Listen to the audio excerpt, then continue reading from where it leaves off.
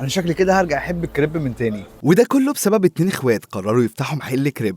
مع ان المكان بتاعهم صغير ومش مشهور، بس صدقني هتاكل من عندهم احلى كريب، معمول بكواليتي عالي وسعره مش غالي. بداية من عجينة الكريب اللي بيعملوها من اللبن مش مية، وده بيخلي تيست اللقمة عالي، لحد المكونات اللي اغلبها فريش مش شركات. وقليل جدا لما اشوف محل كريب شغال بمكونات فريش. واحلى كريب عجبني فيهم واحد اسمه الملك فاروق، بيبقى شاورما فراخ على الجريل معاها ستريبس مع فلفل الوان وموتزاريلا، ده خطير. يجي بعده على طول سعد زغلول، بانيه كريسبي مع ستريبس وكوردن بلو مع تركي وموتزاريلا، وكل حاجه فيهم فريش، فانت مبسوط وانت بتاكل وضايق طعم كل حاجه.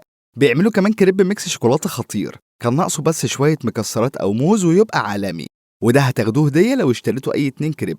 المهم تقول لهم انك من طرف السويفي. بس كل ده كوم والسكوير ده كوم تاني، نفس عجينه الكريب بس بتكون مربعه ومحشيه سجق وسوسيس وكيري، وعليهم من فوق الوش تيست صوص.